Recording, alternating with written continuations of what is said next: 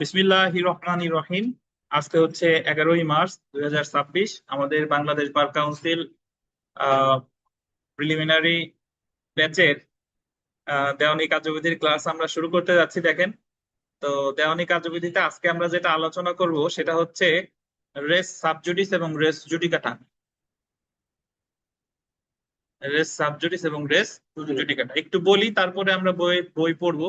Race sub judice হচ্ছে, আগে race judicata বলি। রেস জুডিকাটা আছে 11 ধারায়। 11 ধারা হলো যে একই একই বিষয় নিয়ে, একই বিচার্য বিষয় নিয়ে একই পক্ষগণের মধ্যে কোনো মামলা যদি একবার নিষ্পত্তি হয়ে যায়, ধরেন একটা মামলার বাদী মনিরুজ্জামান সাহেব, বিবাদী নির্মল, ওনাদের মধ্যে একটা জমি নিয়ে মামলা, ওই মামলাটা নিষ্পত্তি হয়ে গেছে, মানে মনিরুজ্জামান সাহেব জিতছে, নির্মল হারছে।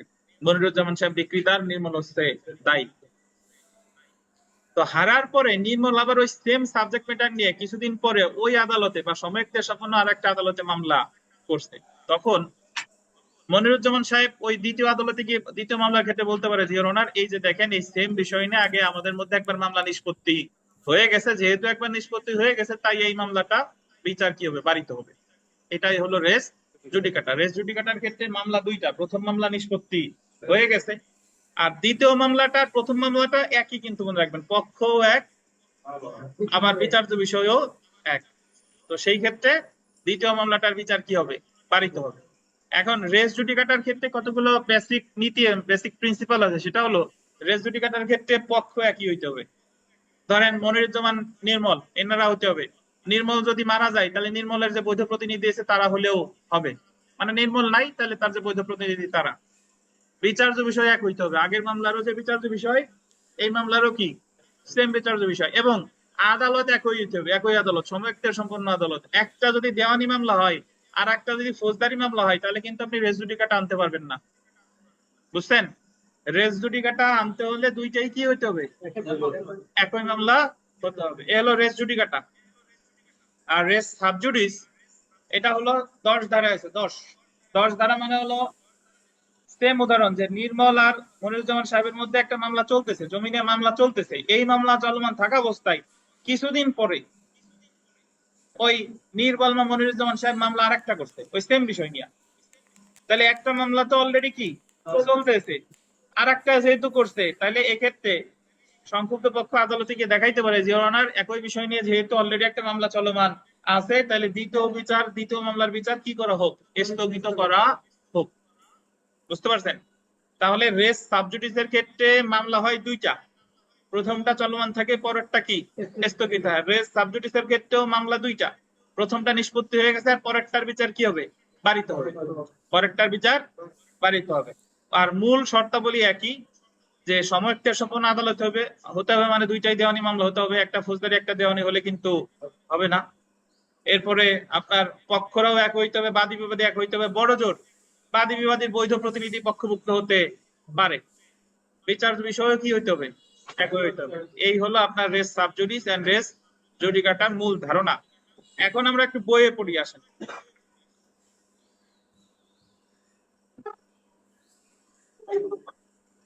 যে ক্ষেত্রে দেওয়ানি আদালত দেওয়ানি মোকদ্দমার বিচার করতে পারে না। আচ্ছা, এখন তার আগে একটা কথা আপনাদের বলি। দেখেন, আমরা যখন 9 ধারা পড়ছিলাম, 9 ধারায় একটা কথা ছিল যে বারিত না হলে সকল প্রকারের দেওয়ানি মামলার বিচার দেওয়ানি আদালত করতে পারে। বারিত মানে কি, নিষেধ করা না থাকলে, তাহলে সকল প্রকার দেওয়ানি আদালতের মামলা দেওয়ানি আদালত করতে পারে। এখন বারিত মানে কি, নিষেধ কেন করবে? এই যে একটা এক প্রকার নিষেধ হলো রেস জুডিকাটা, যে একবার যদি একটা মামলার বিচার হয়ে যায় পরবর্তীতে সেম বিষয় নিয়ে মামলা করা যাবে না, এটা কি নিষেধ? এটা কি নিষেধ? এই যে দেখেন, দেওয়ানি কার্যবিধি 9 ধারা অনুযায়ী বলা যায় দেওয়ানি আদালত সকল প্রকার দেওয়ানি মোকদ্দমার বিচার করতে পারে, কিন্তু দেওয়ানি কার্যবিধির 10 ও 11 ধারায় দেওয়ানি আদালত নিম্নলিখিত দুইটা ক্ষেত্রে দেওয়ানি মোকদ্দমার বিচার করতে পারে না। কি কি দেখেন? একটা বলছে বিচারাধীন মোকদ্দমা। বিচারাধীন বাংলাটা সবসময় কনফিউজিং, বাংলা দিয়ে আপনাদের ধরাশায়ী করবে। ইংরেজিতে বলবে রেস সাবজুডিসি, কিন্তু বাংলায় বলতেছে কি, বিচারাধীন মোকদ্দমা, আবার বলছে মোকদ্দমা স্থগিতকরণ, রেস সাবজুডিস। কত ধারা? 10 ধারা। অপরদিকে দেখেন, দোবারা দোষ বা বিচারিত বিষয়, বিচারিত, দোবারা দোষ বা বিচারিত, বিচারিত মানে কি অলরেডি হয়ে গেছে, এটা আছে রেস জুডিকাটা। এটা কত ধারা? 11। তাহলে আপনি, অনেকের পরীক্ষায় এই প্রশ্ন আসবে যে রেস জুডিকাটা আছে কত ধারায়, অনেকে 10 ধারা দাগায় আসবেন। রেস জুডিকাটা আছে কত ধারায়? 11 ধারায়। অথচ এর চেয়ে সহজ প্রশ্ন কিন্তু আর হয় না। রেস জুডিকাটা আছে 11 ধারায়, রেস সাবজুডিস আছে কত ধারায়? 10 ধারায়। রেস সাবজুডিস বলে বিচারাধীন, আর রেস জুডিকাটারা বলে কি? বিচারিত, মানে যেটার বিচার অলরেডি শেষ হয়ে গেছে। দেওয়ানি কার্যবিধির 10 ধারায় রেস সাবজুডিস এবং 11 ধারায় রেস জুডিকাটা নিয়ে আলোচনা করা হয়েছে। এখন আমরা এটা একটু পড়বো। এখন কেন রেস জুডিকাটা রেস সাবজুডিসের বিধান করলো? এটার কারণ একটা হলো যে একবার যদি কোনো মামলা নিষ্পত্তি হয়ে যাওয়ার পরে দ্বিতীয়বার যদি বিচার আবার বাধা না থাকে, তাহলে একবার আদালতের সিদ্ধান্ত একাত্রিক হওয়ার সম্ভাবনা থাকে। ধরেন এক মামলায় সেম মামলা জিতছে মনিরুজ্জামান সাহেব, এরপর একটা জিতছে নির্মল, তাহলে আদালতের সিদ্ধান্তই কি সাংঘর্ষিক, একটার সাথে আর একটা কি লেগে যাচ্ছে। আর এরকম যদি হতো তাহলে কোনো মামলা জীবনেও কি হতো না, শেষ হতো না। একবার মামলা শেষ হয়ে গেছে, একজন হারছে, খারাপ পক্ষ আবার যে দায়ের করছে। তো এই কারণে যাতে একটা মামলার স্থায়ী, একটা বিষয়ের স্থায়ী মীমাংসা হয়, এই কারণেই বিধান করলো কিসের? রেস সাবজুডিস বা রেস জুডিকাটা। তা আমরা 10 ধারায় আসি। দেখেন, বিচারাধীন মকদ্দমা বা মকদ্দমা স্থগিতকরণ রেস সাবজুডিস। অ্যাকচুয়ালি এখানে 10 ধারার টাইটেল কিন্তু রেস সাবজুডিস না, 10 ধারার টাইটেল হলো স্টে অফ সুট। এই যে দেখেন, দেওয়ানি কার্যবিধি 10 ধারায় মকদ্দমা স্থগিতকরণ স্টে অফ সুট বা রেস সাবজুডিস সম্পর্কে আলোচনা করা হয়েছে। সো যদি আপনাকে বলে যে রেস সাবজুডিস শব্দটা 10 ধারায় কয়বার আছে? একবারও নাই। কিন্তু রেস জুডিকাটা 11 ধারায় একবার আছে, কিন্তু রেস সাবজুডিস একবারও নাই। ওখানে টাইটেল কি? Stay of suit. তো আমরা চলে আসি শর্ত সমূহ। 10 ধারার নীতি প্রয়োগ করতে হলে আন্ডারলাইন করেন, অবশ্যই 2টি মকদ্দমা থাকতে হবে। আন্ডারলাইন করবেন, একটা হলো পূর্বে দায়েরকৃত মকদ্দমা, অন্যটি হলো পরবর্তীতে দায়েরকৃত মকদ্দমা। তারপরে 2 নাম্বার, উভয় মকদ্দমার বিচার্য বিষয় প্রত্যক্ষ মৌলিকভাবে কি একই। 3 নাম্বার, উভয় মকদ্দমা একই পক্ষগণের বা তাদের আন্ডারলাইন করেন প্রতিনিধিদের মধ্যে হইতে হবে। ওই যে কথা বললাম যে মনিরুজ্জামান সাহেব নির্মল, অথবা নির্মল যদি মারা যায় তাহলে নির্মলের কে? ওই যে প্রতিনিধি। পূর্ববর্তী মকদ্দমাটি অবশ্যই কি থাকতে হবে? বিচারাধীন, মানে আগের যে মামলাটা এটা অলরেডি কি আছে? বিচারাধীন আছে, বিচার এখনো শেষ হয় নাই। এখন এখানে কতগুলো কথা আছে, এই কথাগুলো বেশ গুরুত্বপূর্ণ। এখন বিচারাধীন কোথায় আছে, কোন আদালতে আছে? দেখেন, পরবর্তী মকদ্দমাটি যে আদালতে দায়ের করা হয়েছে সেখানে, মানে আগের মামলা আর পরের মামলা দুইটাই কোথায় আছে? এক জায়গায়। বা বাংলাদেশের কোন আদালত যার দাবিকৃত প্রতিকার মঞ্জুর করার এখতিয়ার আছে। এই কথাটার অর্থ কি আমি একটু ব্যাখ্যা দিই। দেখেন, আমরা গতদিন যে আঞ্চলিক এখতিয়ার পড়ছিলাম মনে আছে? আঞ্চলিক এখতিয়ার যে একজনের যদি মানহানিকর বক্তব্য দেয়, ধরেন একজনের বাড়ি ঢাকা, এখন গোপালগঞ্জে এসে আপনার নামে আজে বাজে কথা বলছে, তাহলে আপনি মামলা তার বিরুদ্ধে কোথায় করবেন? গোপালগঞ্জ বা ঢাকা। এখন গোপালগঞ্জ তো আপনি মামলা একটা করছেন, এই মামলা চলমান থাকা অবস্থায় কয়দিন পর ওর বিরুদ্ধে মানহানি মামলা আরেকটা করছেন, মূল বিচার্য বিষয় কিন্তু একই। তাহলে আদালত কিন্তু গোপালগঞ্জ একটা আর ওইটা উভয়ই সমান, কিন্তু দুইটা কোন জায়গায় আছে? দুই জায়গায়। এখন যে যার বিরুদ্ধে মামলা করছেন সে যদি বলে যে ওনার এই যে দেখেন আমার বিরুদ্ধে অলরেডি মামলা গোপালগঞ্জে যেহেতু একটা করছে, তাহলে ঢাকারটা কি হবে? রেস সাবজুডিস নীতি দ্বারা স্থগিত হবে। বুঝছেন? এই যে এই কারণে বলছে যে বাংলাদেশের কোন আদালতে যার দাবিকৃত প্রতিকার মঞ্জুর করার এখতিয়ার আছে বা সরকার কর্তৃক প্রতিষ্ঠিত বা বাংলাদেশ বা পরিচালিত বাংলাদেশের বাইরের, এটা বললেন বাংলাদেশের বাইরের কোন আদালতে যার এমন এখতিয়ার আছে। বাংলাদেশের বাইরের আদালত মানে বিদেশের আদালত, বাট বিদেশের আদালত হলেও ওইটা বাংলাদেশের আদালতের বাংলাদেশি আদালত কিন্তু আছে বিদেশে। বুঝেন নাই বোধহয়, আমি একটু এই ধরনের উদাহরণ দিই। এসএসসি পরীক্ষা যখন শুরু হয়, এসএসসি পরীক্ষা যখন শুরু হয় তখন দেখবেন সৌদি আরবে বাংলাদেশ অধ্যুষিত এলাকায় বাংলাদেশেও এসএসসি পরীক্ষা হচ্ছে, ওই দেশেও সেম প্রশ্ন এসএসসি পরীক্ষা হচ্ছে। বুঝেন কিনা? তাহলে ওটা কি ওই দেশের এসএসসি পরীক্ষা? হ্যাঁ, খাতাপত্র আবার পাঠাই কোথায়? বাংলাদেশে। তাহলে বাংলাদেশি আদালত যেরকম আছে, ধরেন সৌদি আরবে বাংলাদেশি কমিউনিটি অনেক, ওই জায়গায় একটা বাংলাদেশি আদালত প্রতিষ্ঠা করছে। আরো ভালো উদাহরণ দেয়, যে পোস্টাল ভোট বানাইছে এবার, বিদেশের তো ভোট আসছে না ভাই, এই ভোটটা কোন জায়গার ভোট? বাংলাদেশের ভোট। কি বিদেশের ওই দেশের ভোট না? তাহলে এই জায়গা বোঝাচ্ছে যে আদালতটা বিদেশে আছে কিন্তু বিদেশি আদালত না, এটা বাংলাদেশি প্রতিষ্ঠিত আদালত, মানে দুইটাই বাংলাদেশি আদালত, সেটা বোঝাচ্ছে। বুঝেন নাই বোধহয়? ওই দেশের আদালত না, আদালত বাংলাদেশেরই, কিন্তু আছে কোথায়? বিদেশে। এই যে এই কারণে বলছে যে সরকার কর্তৃক প্রতিষ্ঠিত বা পরিচালিত বাংলাদেশের বাইরের কোন আদালত যার এমন এখতিয়ার আছে, বা সুপ্রিম কোর্টে। 5 নাম্বার দেখেন, পূর্ববর্তী মকদ্দমাটি যে আদালতে দায়ের করা হয়েছে সেই আদালতের দাবিকৃত প্রতিকার দেওয়ার এখতিয়ার, এটা আন্ডারলাইন করেন।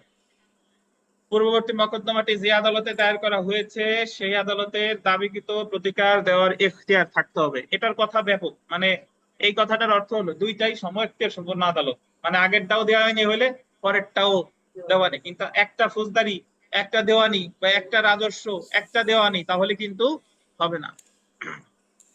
উভয় মকদ্দমায় উভয় পক্ষগণ একই সত্ত্বের অধীন আন্ডার সেম টাইটেল মকদ্দমা দায়ের করেছে, মানে দুইটার বিচার্য বিষয় কি একই, দুইটার বিচার্য বিষয় একই। তাহলে আমরা জেনে রাখা ভালো, দেখেন জেনে রাখা ভালো, 10 ধারায় পরবর্তী মকদ্দমাটি খারিজ করতে পারে না, বরং পরবর্তী মকদ্দমাটির বিচার কি হতে পারে? স্থগিতের আদেশ দিতে পারে। আর 10 ধারার বিধান মান্য করা আদালতের জন্য আন্ডারলাইন করেন কি বাধ্যতামূলক। অর্থাৎ উপর উল্লেখিত শর্ত পূরণ হলে আদালত পরবর্তী মকদ্দমাটির বিচার কি করতে পারে? স্থগিত করতে বাধ্য। তারপর দেখেন, বিদেশি আদালতে বিচারাধীন, এটা আন্ডারলাইন করেন, বিদেশি আদালতে বিচারাধীন কোন মকদ্দমার ক্ষেত্রে রেস সাবজুডিস নীতি প্রযোজ্য হবে না। অর্থাৎ কোন মামলা বিদেশি আদালতে বিচারাধীন থাকলেও উক্ত মামলার বিচার বাংলাদেশি আদালতে করা যাবে। অর্থাৎ একটা মামলা প্রথমে হয়েছে বিদেশের আদালতে, পরবর্তীতে সেম মামলা যদি বাংলাদেশে এসে করে, তাহলে ওই একই পক্ষ বলতে পারবে না যে ওনার বিদেশে একটা মামলা চলমান আছে, সো বাংলাদেশেরটা আমার স্থগিত করা হবে। এখন আপনি বলতে পারেন, স্যার একটু আগে তো বললেন বিদেশে করা যাবে, আর এই জায়গায় বলতেছেন করা যাবে না, দুইটা কিন্তু এক জিনিস না। আগেরটা আগেরটা বলছে বিদেশে আদালত, বাট কার প্রতিষ্ঠিত আদালত? বাংলাদেশে।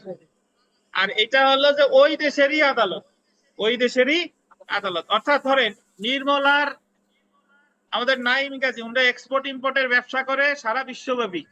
এখন নির্মল 5 লক্ষ টাকা নিয়ে চুক্তি কইরা নাইম গাজীর দেয় নাই, নির্মলের বিরুদ্ধে মামলা করছে কেরালার আদালতে, কেরালার আদালতে নাইম গাজী মামলা করছে অর্থ আদায়ের বা চুক্তিভঙ্গের।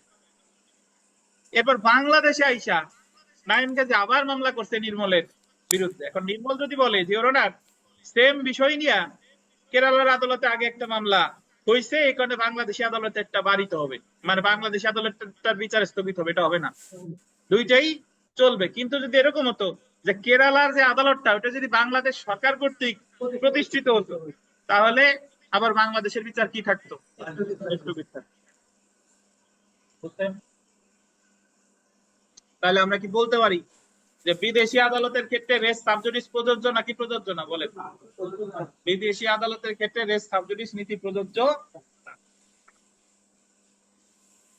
উদাহরণ দেখেন, এখানে উদাহরণ খুব সহজ, মানে আপনি যে কোনো জিনিস দিয়ে উদাহরণ দিতে পারেন। ক ক্ষয়ের বিরুদ্ধে চুক্তিভঙ্গের দায়ে ক্ষতিপূরণের মকদ্দমা দায়ের করেছে। কি মামলা? ক্ষতিপূরণের মামলা। মকদ্দমাটি আদালতে বিচারাধীন থাকা অবস্থায়, কি থাকা অবস্থায়? বিচারাধীন থাকা অবস্থায় ক ক্ষয়ের বিরুদ্ধে একই চুক্তিভঙ্গের দায়ে অন্য একটি আদালতে মকদ্দমা দায়ের করে, আর একটা মামলা দায়ের করছে। আদালত পরবর্তী মকদ্দমার বিচার স্থগিতের আদেশ দিতে কি বাধ্য। বুঝতেন? কিন্তু একটা যদি ফৌজদারি মামলা হতো, একটা দেওয়ানি হতো, তাহলে কি বাধ্য থাকতো? তাহলে দুটেই চলতো। আমরা চলে এসে 11 ধারায় আছে, দোবারা দোষ বা বিচারিত বিষয় বা রেস জুডিকাটা।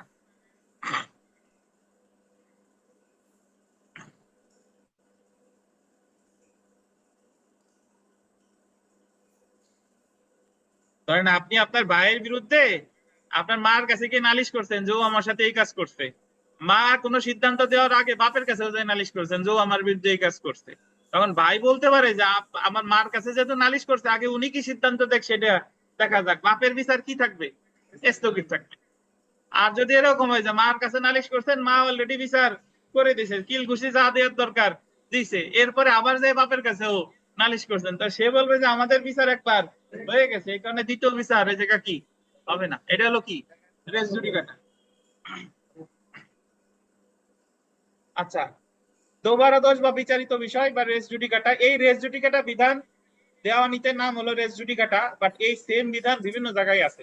ফৌজদারি কার্যবিধিতে আছে 403 ধারায়, সাক্ষ্য আইনে আছে 40 ধারায়, এরপরে আমরা সুনির্দিষ্ট প্রতিকার আইনে পাবো 29 ধারায়, তারপরে বাংলাদেশ সংবিধানের আছে 35-এর 2 অনুচ্ছেদে, জেনারেল ক্লোজেস অ্যাক্টের আছে 36-26 ধারায়। তো আপাতত আপনার এত মাথায় নেওয়ার দরকার নাই, আপাতত আমরা একটাই মাথায় নেই যে রেস জুডিকাটা কত ধারা, 11 ধারা।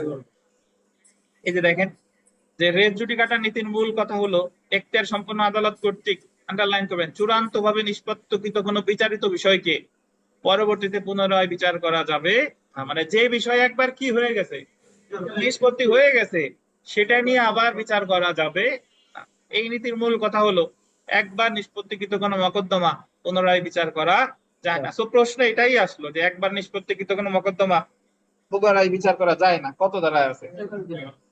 11 ধারায়। তো আমরা শর্ত সমূহতে যদি চলে আসি, দেখেন দেওয়ানি কার্যবিধির 11 ধারায় দোবারা দোষ নীতিটি প্রয়োগ করতে হলে নিম্নলিখিত শর্ত পূরণ করতে হবে। অবশ্যই আন্ডারলাইন করবেন, 2টি মকদ্দমা থাকতে হবে। একটা হলো চূড়ান্ত নিষ্পত্তিকৃত মকদ্দমা, আন্ডারলাইন করবেন। অন্যটি আন্ডারলাইন করবেন পরবর্তীতে দায়েরকৃত মকদ্দমা। একটা নিষ্পত্তি হয়েছে কিভাবে, চূড়ান্ত ভাবে, আর একটা পরে দায়ের করতে। পরবর্তীতে দায়েরকৃত মকদ্দমার বিচার্য বিষয় প্রত্যক্ষ মৌলিকভাবে চূড়ান্ত ভাবে নিষ্পত্তিকৃত মকদ্দমার বিচার্য বিষয় ছিল একই, এবং অর্থাৎ উভয় মকদ্দমার বিচার্য বিষয় কি ছিল, একই ছিল। পরবর্তী মকদ্দমাটি যারা দায়ের করেছে পূর্ববর্তী চূড়ান্ত ভাবে নিষ্পত্তিকৃত মকদ্দমাটি সেই একই পক্ষগণের মধ্যে ছিল, বা সেই পক্ষগণের মধ্যে ছিল যাদের মাধ্যমে তারা বা তাদের একজন প্রতিকার দাবি করেছিল, মানে একই পক্ষগণ হতে হবে আর কি। 4 নাম্বার দেখেন, উক্ত পক্ষগণ পূর্ববর্তী মকদ্দমায় একই সত্য নিয়ে মামলা করেছে, মানে দুইটার বিচার্য বিষয় কি, একই। 5 নাম্বার, যে আদালত পূর্ববর্তী মকদ্দমাটি নিষ্পত্তি করেছে সেই আদালত পরবর্তী মকদ্দমাটি বিচার করার এখতিয়ার সম্পন্ন হতে হবে। মানে দুইটা আদালত একই আদালত হতে হবে। একটাই যদি আপনি দেওয়ানি মামলা করেন আর একটা কি যদি ফৌজদারি মামলা করেন, তাহলে কিন্তু রেস জুডিকাটার সুবিধা আপনি পাবেন অনেকটা এরকম। দেখেন আপনি বলতে পারেন যে স্যার একই বিষয় নিয়ে দেওয়ানি ফৌজদারি মামলা হয়, হ্যাঁ অবশ্যই হয়। কেমনে হয় না, দেখেন আপনারে একজন প্রহার করছে, মানে অত্যাচার করছে, আপনি তার বিরুদ্ধে ক্ষতিপূরণের মামলা করছেন 19 ধারায়, মনে আছে? যে জায়গা প্রহার করছে সেই জায়গা, বা যে জায়গা বিবাদীর বাড়ি সেই জায়গা, এই মামলায় চেয়েছেন ক্ষতিপূরণ। এরপরে ফৌজদারি মামলাও একটা করছেন, ফৌজদারি মামলা হবে আসামির কি, শাস্তি। এখন আসামি যদি বলে যে ওনার আমার কাছ থেকে কিন্তু একবার ক্ষতিপূরণ আদায় করে নিয়ে গেছে, তাই এই দ্বিতীয় মামলার বিচার হবে না, হবে কাজ হবে, হবে না। কারণ একটা হলো কি মামলা, দেওয়ানি মামলা, আর একটা কি, ফৌজদারি মামলা। দুইটা কিন্তু সম এখতিয়ার সম্পূর্ণ আদালত না। হ্যাঁ, পরবর্তী মকদ্দমায় যে বিচার্য বিষয়টি প্রত্যক্ষ বা মৌলিকভাবে একই, সেই বিচার্য বিষয়টি পূর্ববর্তী মকদ্দমায় আদালত শুনেছে এবং চূড়ান্ত ভাবে কি করেছে, নিষ্পত্তি করেছে। সো আমরা এখানে একটু স্টার্টে লিখে রাখেন যে বিদেশি আদালতের সিদ্ধান্ত 11 ধারার ক্ষেত্রে প্রযোজ্য। একটু লিখে রাখেন, বিদেশি আদালতের সিদ্ধান্ত, বিদেশি আদালতের সিদ্ধান্ত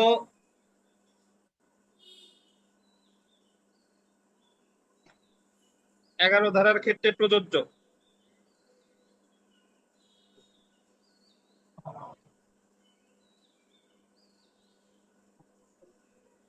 বিদেশি আদালতের সিদ্ধান্ত 11 ধারার ক্ষেত্রে প্রযোজ্য।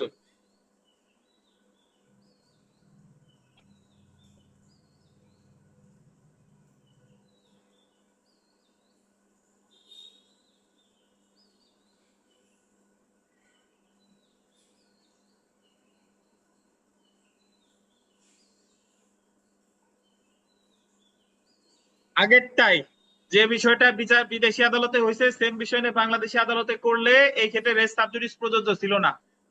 কিন্তু এটার ক্ষেত্রে যদি একই পক্ষগণের মধ্যে একই বিষয় নিয়ে বিদেশি আদালতে একটা মামলা নিষ্পত্তি হয়ে যায়, আবার বাংলাদেশে এসে যদি একই বিষয় নিয়ে মামলা করে, তাহলে অপরপক্ষ দেখাইতে পারে যে ওনার আমাদের মধ্যে মামলা একবার কি হয়ে গেছে, নিষ্পত্তি হয়ে গেছে। অর্থাৎ বিদেশি আদালতের সিদ্ধান্ত রেস জুডিকাটার ক্ষেত্রে প্রযোজ্য, কিন্তু বিদেশি আদালতের সিদ্ধান্ত রেস সাবজুডিসের ক্ষেত্রে প্রযোজ্য না।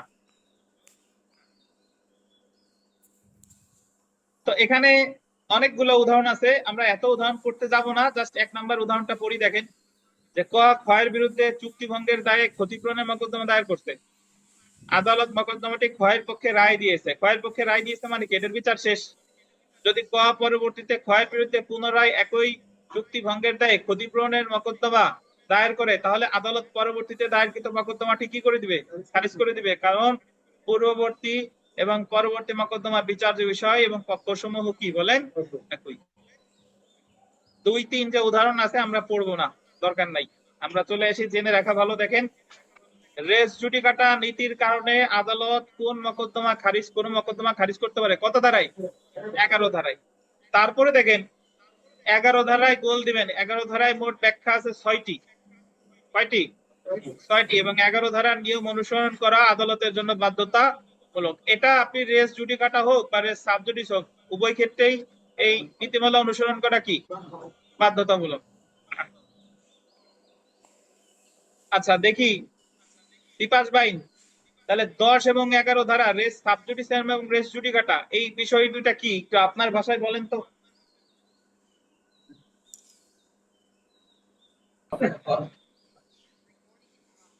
আচ্ছা এখন দেখেন, তাহলে 10 আর 11 ধারার পার্থক্য কিন্তু দেখেন আপনাদের লিখিত পরীক্ষায় সর্বশেষ কয়েকবার আসে না, বাট একটা পর্যায়ে আসতো যে রেস জুডিকাটা রেস সাবজুডিসের পার্থক্য কি।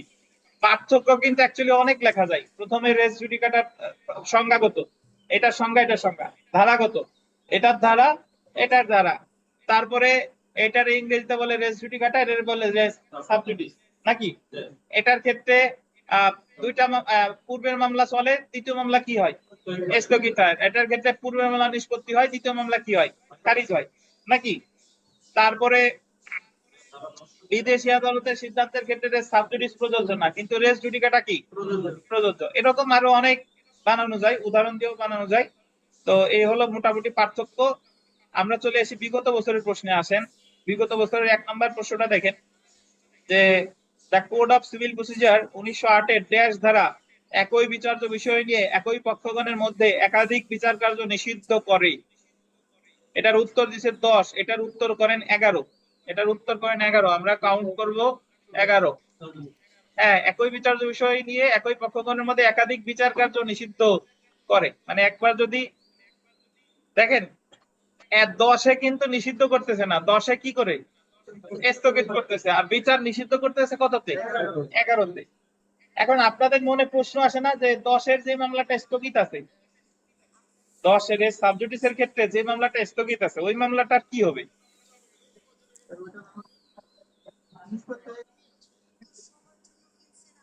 10 ধারায় রেস সাবজুডিসে তো আগের মামলা চলতেছে আর পরেরটা তো স্থগিত আছে। এখন আগেরটা একসময় নিষ্পত্তি হবে না? নিষ্পত্তি হওয়ার পরে তাহলে তো ওই যে পরের মামলাতে রেস জুডিকেটা দ্বারা কি হয়ে যাবে? খারিজ হয়ে যাবে। বুঝেন নাই বোধহয়? মানে স্থগিত আছে, কিন্তু যখন আগের মামলার বিচার কি শেষ হয়ে যাবে, তখন তো পরের মামলাও কি হয়ে যাবে? খারিজ হয়ে যাবে।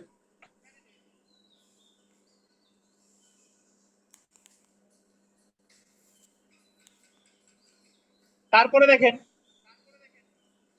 প্রিন্সিপাল অফ রেস জুডিকাটা একটি ড্যাশ বিষয়, আইন এবং ঘটনার সম্মিলিত বিষয়। আপনি এইভাবে মনে রাখবেন যে তামাদি যেরকম আইন ও ঘটনার সম্মিলিত প্রশ্ন, রেস জুডিকাটাও আইন ও ঘটনার সম্মিলিত প্রশ্ন। অর্থাৎ এই যে দুইজনের পক্ষের মধ্যে একটা বিষয় মামলা একবার নিষ্পত্তি হয়েছে, এটা হলো ঘটনাগত। আর আইনগত মানে হলো একবার যেহেতু নিষ্পত্তি হয়ে গেছে, তাই তার পরবর্তী বিচার কি হবে? বাড়িতে হবে। ওই যে তামাদি আইন আমরা পড়ার সময় বলবানি যে একজন আর একজনের কাছে টাকা পাই, বা একজন আর একজনের কাছে বেদখল করছে, যেদিন বেদখল করছে সেদিন থেকে মামলা করার তামাদি মেয়াদ গণনা শুরু হয়েছে, এটা হলো ঘটনাগত। আর একবার শুরু হইলে একটা নির্দিষ্ট সময়ের মধ্যে মামলা দায়ের করতে হবে, এটা হলো আইনগত। তো আপনি মনে রাখবেন তামাদিও আইন ও ঘটনার সম্মিলিত বিষয়, আর রেস জুডিকাটাও কি আইন ও ঘটনার সম্মিলিত বিষয়। এখন যে বিষয়টা দেখবো এটা খুবই গুরুত্বপূর্ণ, সেটা হলো দেখেন 3 নাম্বার প্রশ্নটা, the code of civil procedure 1908 এর আন্ডারলাইন করেন 11 এর কত নাম্বার ব্যাখ্যায় constructive race judicata, constructive race জুডিকাটার নিচে লেখেন পরোক্ষ দোষারোপ, পরোক্ষ দোষারোপ।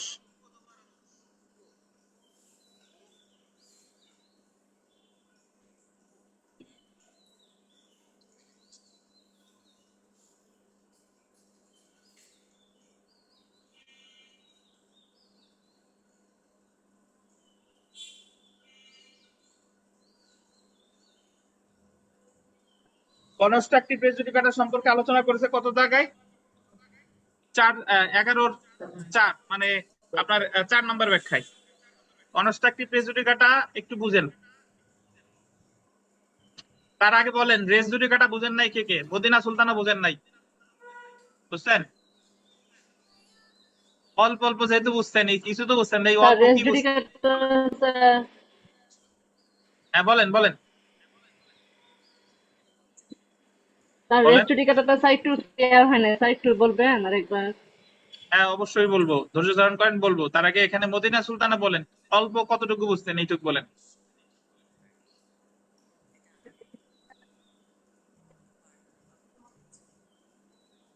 বলেন বলেন জোরে বলেন।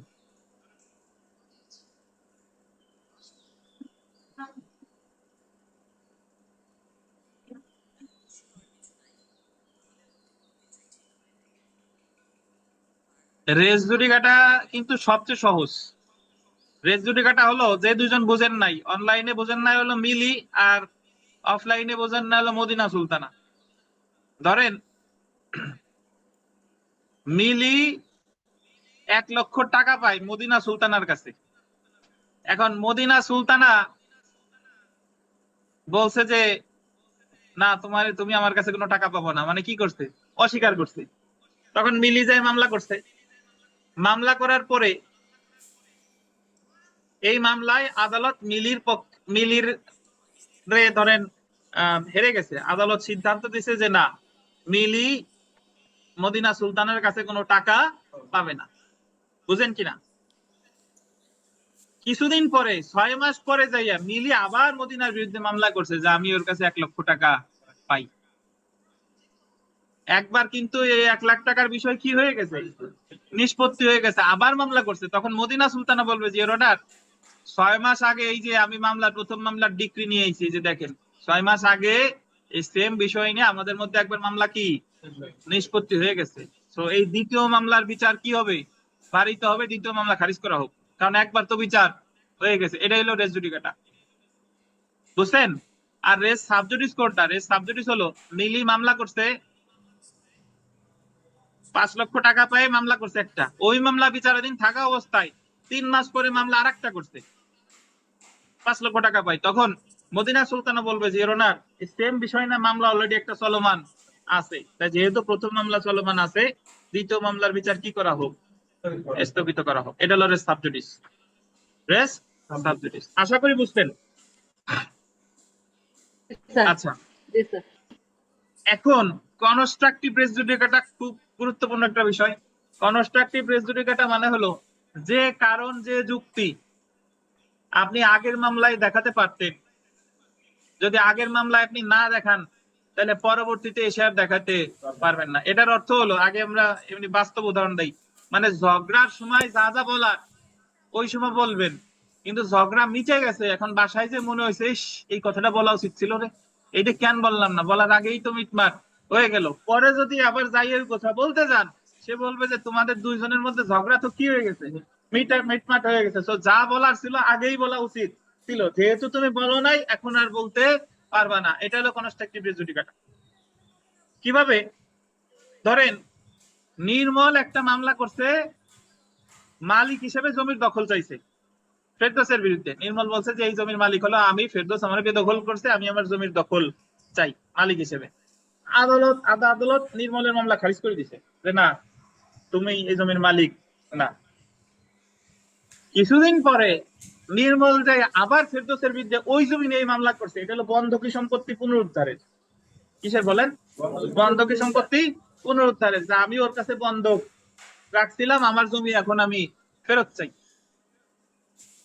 দুইটা মামলা আলাদা আলাদা, কিন্তু বাস্তবে কিন্তু দুই মামলার চাওয়া কি এক, জমির ফিরে পাওয়া।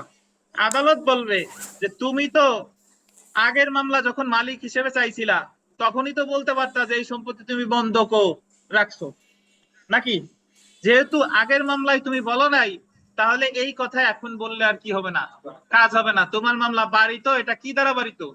কনস্ট্রাকটিভ রেস জুডিকাটা দ্বারা বাড়িত। এখন আপনাদের বোঝার সুবিধার্থে সহজ, কনস্ট্রাকটিভ রেস জুডিকাটার ক্ষেত্রে দুইটা মামলার বিষয়বস্তু এক, বাট একটু ঘুরাই পেঁচাই এক। একটা হলো দখলের মামলা, একটা হলো বন্ধকের মামলা, বাট আলটিমেটলি চাওয়া কিন্তু এক।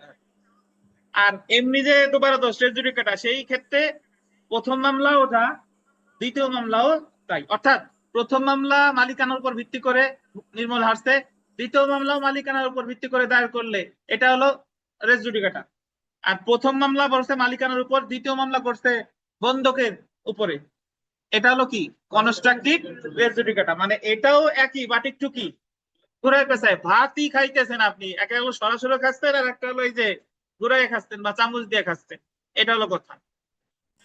হ্যাঁ, আপনার প্রশ্ন মানে কি সব প্রশ্ন করার, তাহলে কনস্ট্রাকটিভ প্রেজুডিকাটা আছে 11-র কততে? 4-এ। হ্যাঁ বলেন নির্মল শোনা, আপনার কি প্রশ্ন আছে বলেন।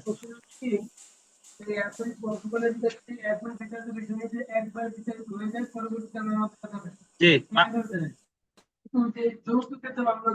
হ্যাঁ হ্যাঁ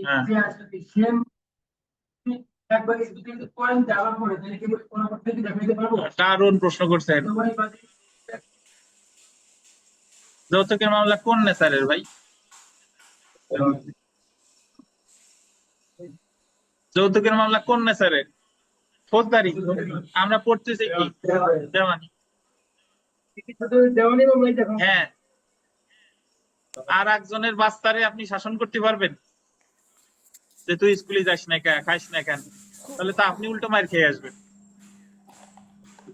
ঠিক আছে, তাহলে ফৌজদারি মামলার রেফারেন্স এখানে আনা যাবে না। এই আমরা পড়তেছি কি দেওয়ানি কার্যবিধি, এটা তো একটু আগেই বললাম যে দুইটা তো সময় এখতিয়ার সম্পূর্ণ আদালত হতে হবে।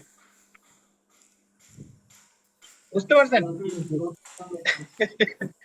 আচ্ছা, তো তাহলে আমার মনে রাখতে হবে কনস্ট্রাকটিভ রেস জুডিকাটার ব্যাখ্যাটা একটু পড়ি, দেখেন 11-এর 4 ব্যাখ্যা অনুসারে পূর্ববর্তী মামলায় যে বিষয় আত্মপক্ষ সমর্থনে বা বিপক্ষের যুক্তি খণ্ডনের জন্য ব্যবহৃত হতে পারত বা হওয়া উচিত ছিল তা উক্ত মামলার প্রত্যক্ষ বা মূল বিবেচ্য বিষয় ছিল ধরে নিতে হবে। অর্থাৎ পূর্ববর্তী মামলায় যে বিষয়টি আত্মপক্ষ সমর্থন বা বিপক্ষের যুক্তি খণ্ডনের জন্য ব্যবহৃত হতে পারত বা উচিত ছিল, কোন পক্ষ যদি তা ব্যবহার না করে থাকে, তবে পরবর্তী মকদ্দমায় উক্ত বিষয়ের উদ্ভব হলে পরবর্তী মকদ্দমাটি পরোক্ষ দোষী কি হবে? দুষ্ট হবে। অর্থাৎ আবারও বলি যারা বুঝেন নাই, আপনি প্রথম মামলা করছিলেন যে এই উত্তরার 5 কাঠা জমি আপনি মালিকানা ফেরত চান, দায়ের করছেন, আদালত আপনার ডিক্রি দেয় নাই, হেরে গেছেন।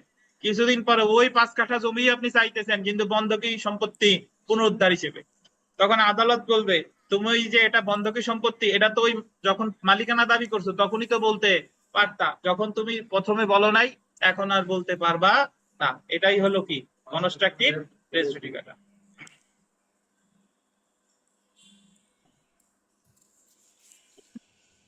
এখানে 4 নাম্বার প্রশ্নটা দেখেন, the code of civil procedure এর 11 ধারায় রেস জুডিকাটা কতবার ব্যবহৃত হয়েছে? এটা একটা দারুণ প্রশ্ন। একবার, বাট রেস সাবজুডিস কয়বার আছে?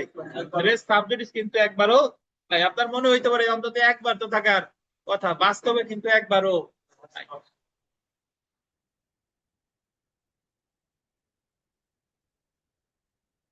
6 নম্বরে আসেন, দোষ বিষয়ে দেওয়ানি কার্যবিধির কত ধারায় বিধান আছে?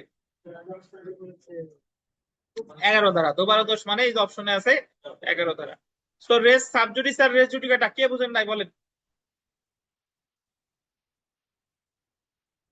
মূল কথা এতটুকুই। আপনার অনলাইনে যারা আছেন আর অফলাইনে যারা আছেন, রেস সাবজুডিস রেস জুডিকাটা বুঝছেন? এই রাকিবুল সাহেব, আপনার ঘুম ধরছে, আপনি রেস সাবজুডিস আর রেস জুডিকাটা বলেন। স্যার ওকে স্যার, বুঝতে পারছি, কোনো সমস্যা? ওকে ধন্যবাদ। এই জায়গা দেখি ইনাদের একটু বুঝাই, বলেন। চলে আসি নতুন মকদ্দমা করতে বাধা, বার টু ফার্দার সুট, ধারা 12, বার টু ফার্দার সুট। দেখেন কিছু কিছু বিষয় আছে যে এটা রেস জুডিকাটার মতো, বাট অ্যাকচুয়ালি রেস জুডিকাটা না। যে এটা অনেকটা এরকম, আমরা সামনে গিয়ে পড়বো যে দেখা গেল যে আপনি একজনের কাছে 5 লাখ টাকা পান, এখন আপনি যদি তার কাছে মামলা করেন 3 লাখ টাকা চেয়ে, তাহলে পরবর্তীতে আর ওই 2 লাখ টাকা চেয়ে আলাদা মামলা করতে পারবেন না। এটা হলো বার টু ফার্দার সুট। মানে যে ক্ষেত্রে আপনার প্রতিকার আছে একবারেই চাওয়া লাগবে। আপনি প্রথমে 3 লাখ চাইছেন, পরে আর 2 লাখ চাইতে পারবেন না। অথবা এরকম মনে করেন যে একজনের কাছে আপনার আরে কি যাতনা রে।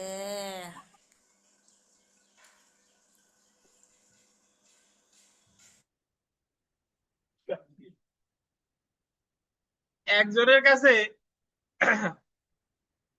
আপনার 3 বছরে, আপনি বাড়িওয়ালা, আপনি ফ্ল্যাট ভাড়া দিছেন, বিশাল মার্কেট ভাড়া দিছেন, ওনার কাছে 3 বছরের ভাড়া বাকি, 2023, 24, 25।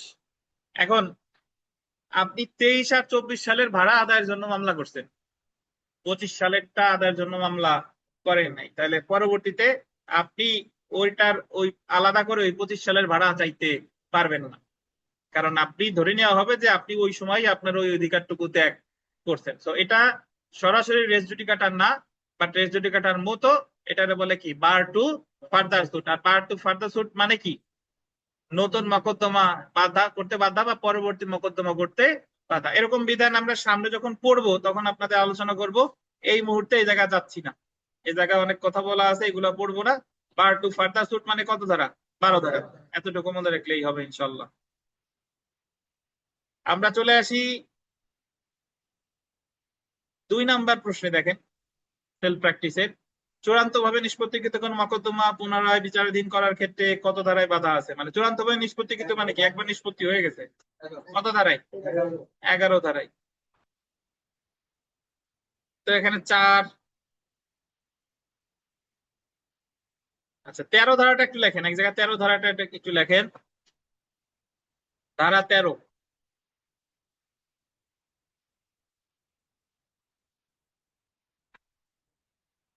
লেখেন, বিদেশি আদালতের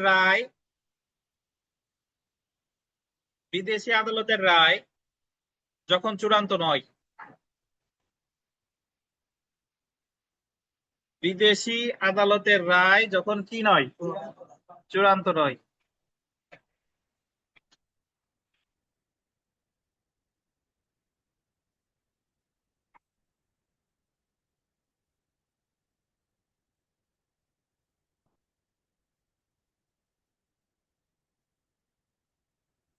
ইংরেজিতে লেখেন when foreign judgement, when WHEN,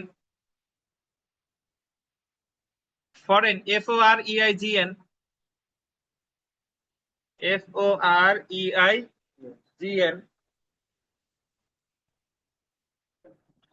judgement JUDGMENT,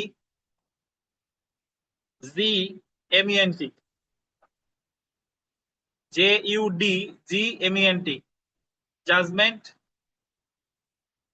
not conclusive, conclusive CONCLUSIVE, when foreign judgment not conclusive। এখানে ছোট্ট করে 2-3টা পয়েন্ট লেখা লাগবে। মানে আমরা তো জানি যে বিদেশি আদালতের সিদ্ধান্তের ক্ষেত্রে রেস জুডিকাটা প্রযোজ্য, জানি তো। মানে একটা বিষয় নিয়ে নির্মল আর মনিরুজ্জামান সাহেবের মধ্যে কেরালা আদালত ডিক্রি দিয়ে দিছে, তো নির্মল যদি এসে আবার মামলা করে বাংলাদেশি আদালতে, তাহলে মনিরুজ্জামান সাহেব কেরালা আদালতের ডিক্রি বাংলাদেশে দেখাতে পারে। এখন দেখাইলেই যে আদালত বিশ্বাস করবে এমন কোনো কথা নাই। এ জায়গা কতগুলা বিষয় আদালত বিবেচনা করবে। এখানে একটু স্টার দিয়ে লেখেন, এখতিয়ার সম্পন্ন আদালত কর্তৃক প্রদত্ত না হলে, লেখেন এখতিয়ার সম্পন্ন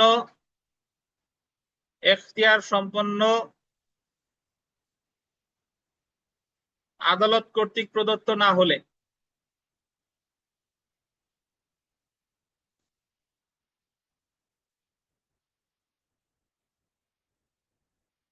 এখতিয়ার সম্পন্ন আদালত কর্তৃক প্রদত্ত না হলে, তারপর স্টার্টে লেখেন আন্তর্জাতিক আইনের ভুল ব্যাখ্যা থাকলে, আন্তর্জাতিক আইনের ভুল ব্যাখ্যা থাকলে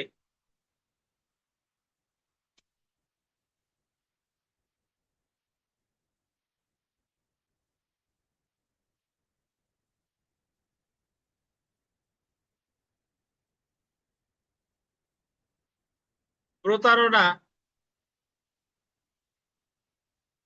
বা বাংলাদেশি আইন বিরোধী রায় ইত্যাদি।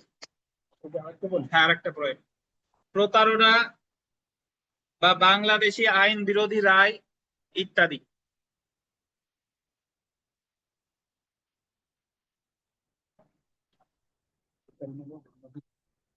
বাংলাদেশে আইন বিরোধী রায় ইত্যাদি।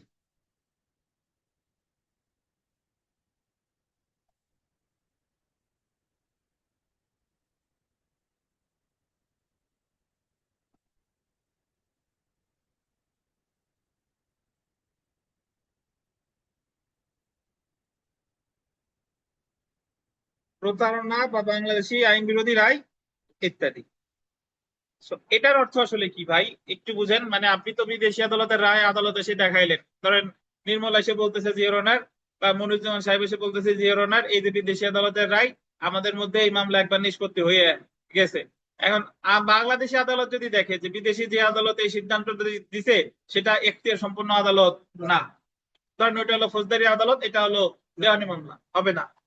আন্তর্জাতিক আইনের ভুল ব্যাখ্যা, আন্তর্জাতিক আইনের ভুল ব্যাখ্যা আছে, যদি আন্তর্জাতিক আইনের ভুল ব্যাখ্যা থাকে, প্রতারণা বা বাংলাদেশি আইন বিরোধী রায়, এমন রায় দিছে যে বাংলাদেশি প্রচলিত আইনে ওটা হলো বাংলাদেশি আইন বিরোধী, তাহলে বিদেশি আদালতের সিদ্ধান্ত কি হবে না, চূড়ান্ত হবে না। সো যদি আপনাকে বলে যে বিদেশি আদালতের রায় কখন চূড়ান্ত নয় বা কি কি কারণে চূড়ান্ত নয়, এ জায়গায় কিন্তু সংক্ষেপে বলে দিছি।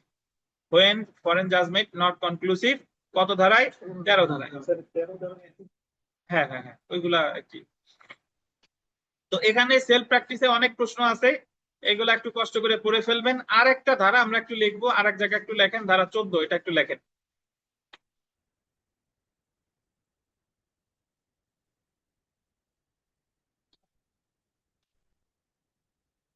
লেখেন ধারা 14, প্রিজাম্পশনস, প্রিজাম্পশনস,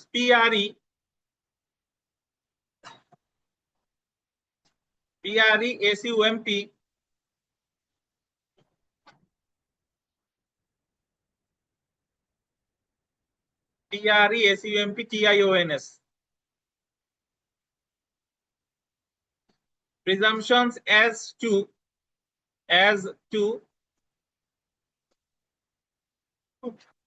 foreign judgments, foreign judgments তো আগের মতোই বানান।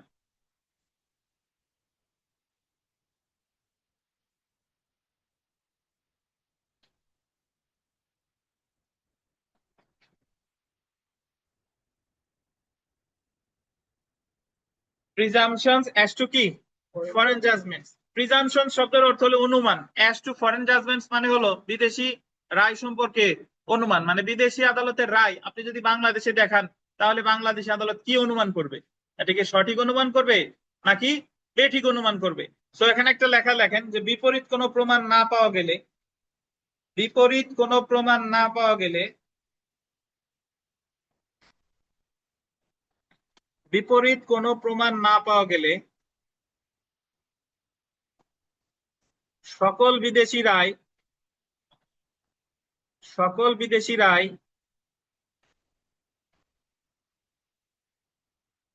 যথাযথ বলে অনুমিত হবে।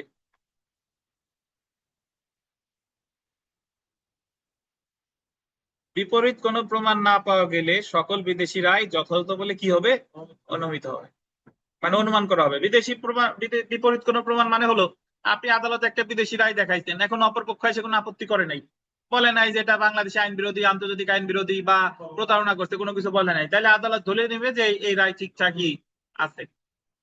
বুঝছেন? তাহলে আমরা কি কি শিখলাম দেখেন, 10 ধারায় আছে রেস সাবজুডিস, 11 ধারায় আছে রেস জুডিকাটা, 12 ধারায় আছে বার টু ফার্দার সুট, পরবর্তী বা নতুন মামলা দায়েরে বাধা, 13 ধারায় আছে বিদেশি আদালতের রায় যখন চূড়ান্ত নয়, আর 14 ধারায় আছে বিদেশি আদালতের রায় সম্পর্কে কি অনুমান।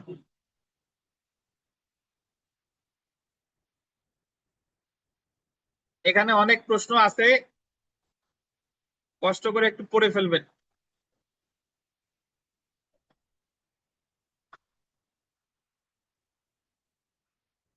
কোনো প্রশ্ন থাকলে জিজ্ঞাসা করেন, না হলে আমরা দেওয়ানি মোকদ্দমা স্থানান্তরের ক্ষমতা এখানে চলে আসব।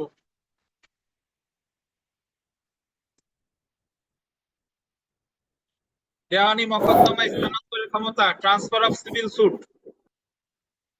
কোনো প্রশ্ন আছে? স্যার, যে বিপরীত কোনো প্রমাণ পাওয়া না গেলে সকল বিদেশি রায় যথাযথ স্বীকৃত। স্যার এই একটু এটা স্যার একটু বুঝি নাই, প্রিজাম্পশন অ্যাজ টু ফরেন।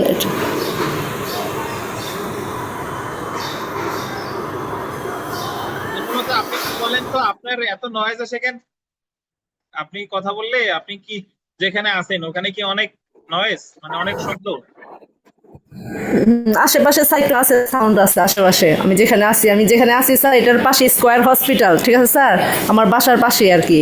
তো ওইখানে আবার ওদের বিশাল ইয়েগুলো চলে স্যার, এই যে ওই জেনারেটরগুলো এগুলো চলে, তো এটা একটা সাউন্ড আমার এখানে আসে আর কি স্যার। আবার এই যে কনস্ট্রাকশনের কাজ চলতেছে।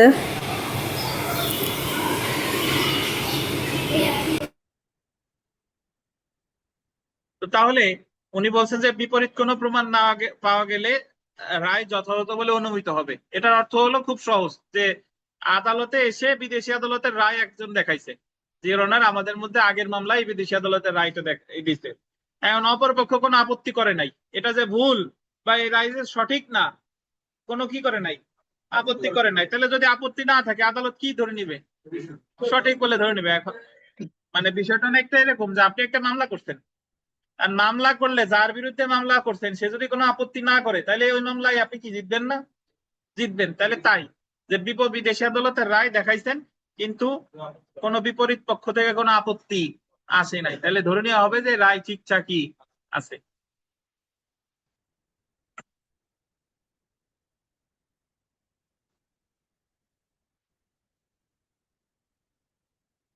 আমরা দেওয়ানি মোকদ্দমা স্থানান্তরের ক্ষমতা পড়বো, একটু 2 মিনিটের বিরতি, তারপরে শুরু করতেছি।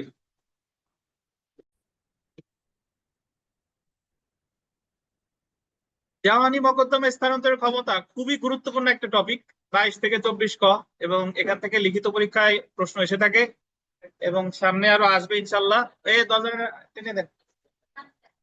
তো দেখেন, দেওয়ানি কার্যবিধির 22 থেকে 24 ক পর্যন্ত দেওয়ানি আদালতের ক্ষমতাকে 3টি ভাগে ভাগ করছে। তো 3টি ভাগ না কয় ভাগ সেটা আমরা পরবর্তীতে দেখি।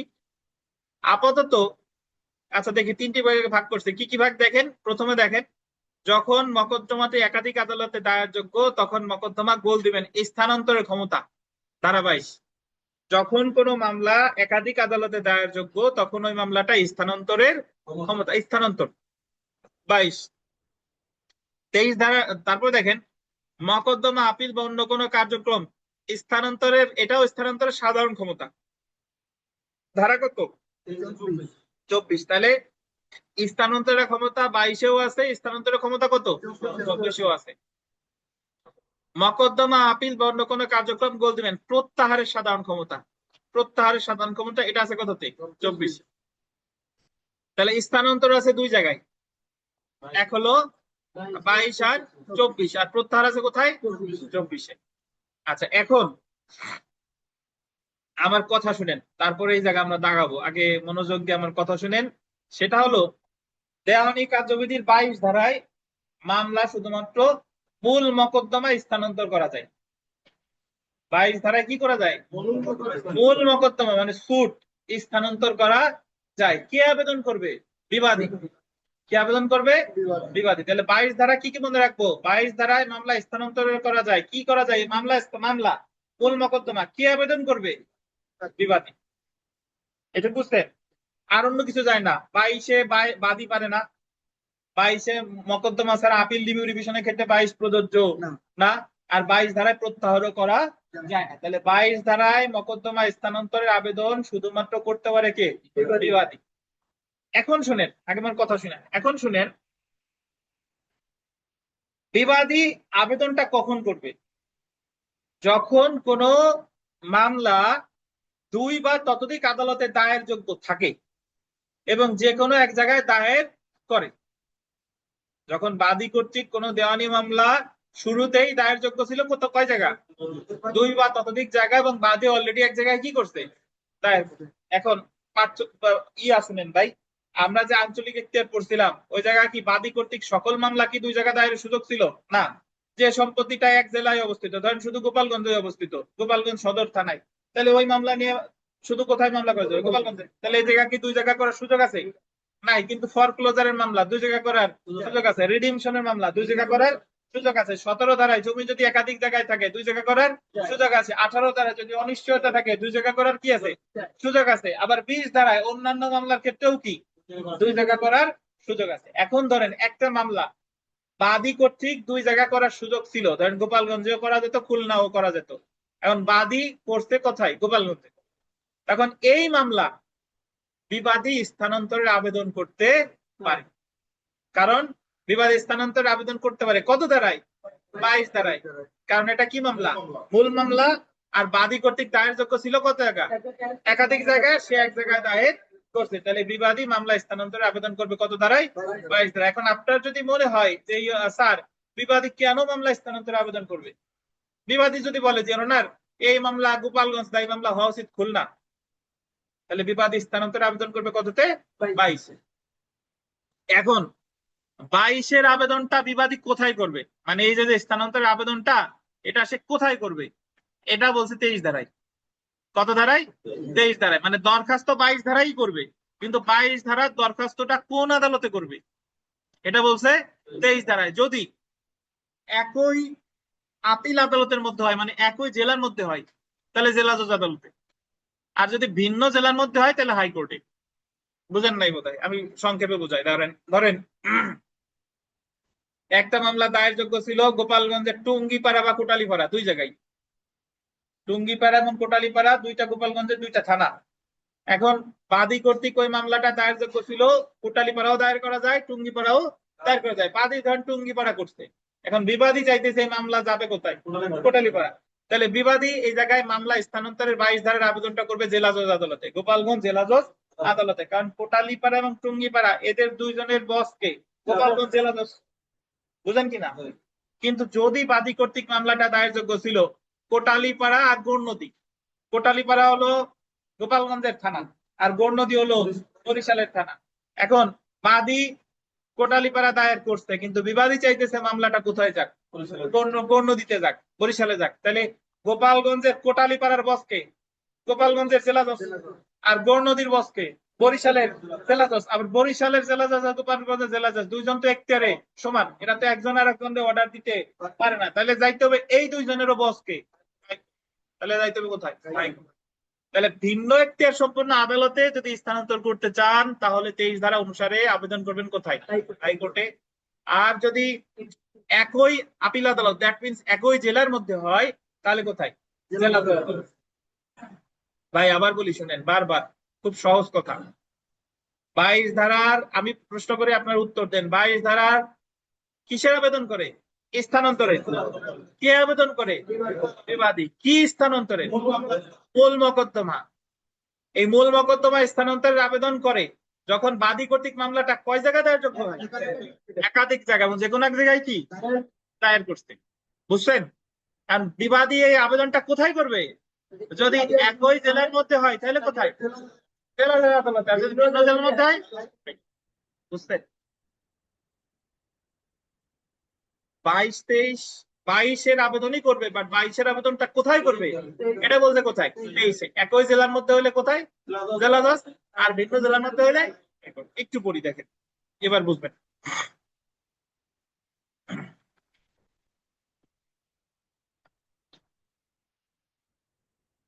যে মোকদ্দমাটি একের অধিক আদালতে দায়েরযোগ্য তা স্থানান্তরের ক্ষমতা যে আবেদন করতে পারে। দেখেন 22 ধারায় গোল দিবেন শুধুমাত্র বিবাদী, এটা গোল দেন, শুধুমাত্র বিবাদী গোল দিবেন মোকদ্দমা স্থানান্তরে আবেদন করতে পারে।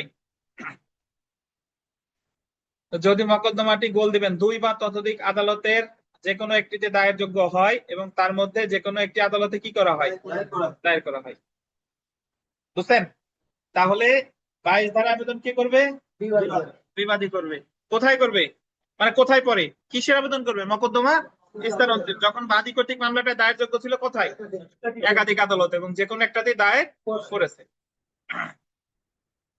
এখন দেখেন 22 ধারা যে ক্ষেত্রে প্রযোজ্য হয়, যে 22 ধারায় আদালতকে মোকদ্দমা স্থানান্তরের সাধারণ ক্ষমতা দেওয়া হয়নি, বরং 22 ধারা শুধুমাত্র 16 থেকে 20 ধারার ক্ষেত্রে সীমাবদ্ধ, যে ক্ষেত্রে বাদীর একাধিক কোর্টে মোকদ্দমা দায়ের করার কি আছে?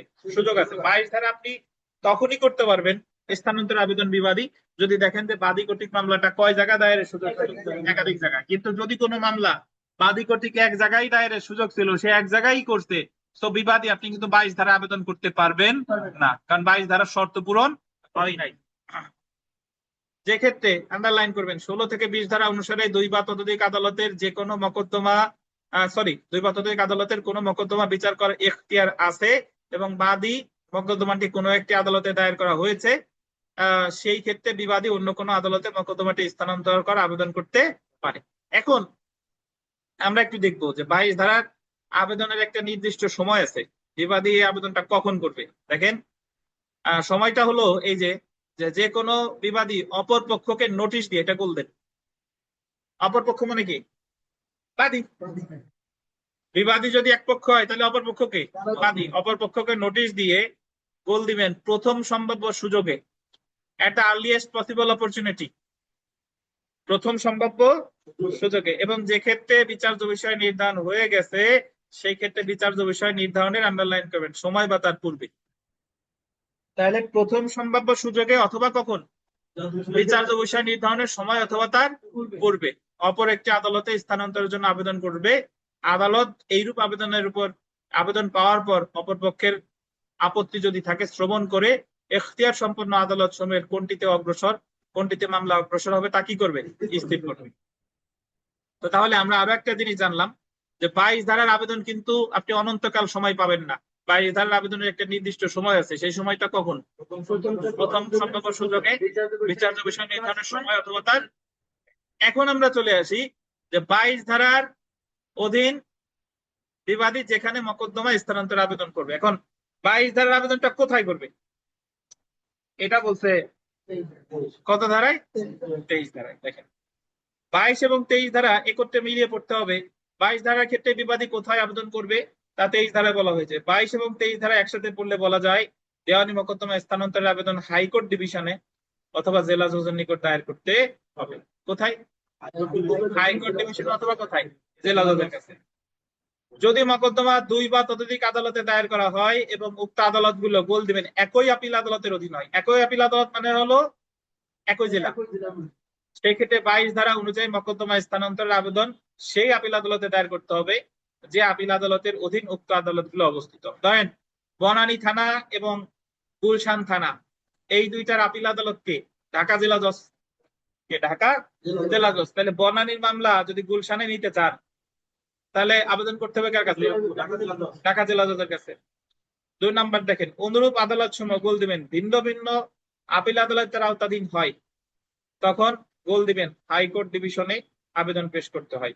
ভিন্ন ভিন্ন আপিল আদালত কে ভাই, ভিন্ন ভিন্ন আপিল আদালত আপনি বনানীর মামলা নিতে চান জয়দেবপুর গাজীপুরে, তাহলে এটা তো ভিন্ন ভিন্ন আপিল আদালত, বনানীর বস ঢাকা জেলা জজ, জয়দেবপুরের বস গাজীপুর জেলা জজ, তাহলে এই দুইজনের বসকে হাইকোর্ট বিভাগ, তাহলে আবেদন করতে হবে কোথায়, হাইকোর্ট বিভাগে। অর্থাৎ যে আদালত হতে মকদ্দমাটি অন্য যে আদালতে স্থানান্তর করতে হবে সেই দুইটি আদালতে ভিন্ন ভিন্ন আপিল আদালতের এখতিয়ারাধীন হলে মকদ্দমা স্থানান্তরের আবেদন কোথায় করতে হবে, বল দিবেন হাইকোর্ট ডিভিশনে দায়ের করতে হবে। তো বিষয়টিকে এই যে আবার বলছে দেখেন সহজভাবে বলা যায়, বল দিবেন একই জেলার অধীন এক আদালত হতে অন্য আদালতে মকদ্দমা স্থানান্তর করতে হলে কার কাছে, জেলা জজের কাছে। আর যদি ভিন্ন জেলা হয় তাহলে কার কাছে, হাইকোর্ট। এখানে 2টা উদাহরণ আছে, দারুণ উদাহরণ, একবার সংক্ষেপে পড়লে আমরা পারবো। দেখেন একটা পড়ি যে ক ক্ষয়ের বিরুদ্ধে স্থায়ী নিষেধাজ্ঞার মকদ্দমা যুগ্ম জেলা জজ আদালত যশোরে দায়ের করেছে। বিবাদী খ মকদ্দমাটি যশোরের অন্য যুগ্ম জেলা জজে স্থানান্তর করতে চায়, যশোর থেকে যশোরে স্থানান্তর করতে চায়, তাহলে কার কাছে করতে হবে, যশোর জেলা জজ। আর উদাহরণ 2 দেখেন যশোরে দায়ের করেছে কুষ্টিয়ায় নিতে চাই, তাহলে কার কাছে করতে হবে, হাইকোর্ট। তাহলে 22 ধারার আবেদন কোথায় করতে হবে এটা বলেছে কত ধারায়, 23 ধারায়। তাহলে বিমল সাহেব 22 ধারার আবেদন কে করে, বিবাদী। কি মামলা না আপিল, মূল মামলা। বাদী কর্তৃক দায়েরযোগ্য হবে কয় জায়গায়, 2 বা ততোধিক, মানে একাধিক জায়গায় বাদী যে কোনো এক জায়গায় দায়ের করেছে। এবং বিবাদী এই মামলাটা স্থানান্তর আবেদন কখন করবে, সম্ভাব্য প্রথম সুযোগে বা বিচার্য বিষয় নির্ধারণের সময় অথবা তার পূর্বে। কোথায় করবে এটা বলছে কত ধারায়, 23 ধারায়। কোথায় করবে বিমল সাহেব, হ্যাঁ জেলা জজের কাছে।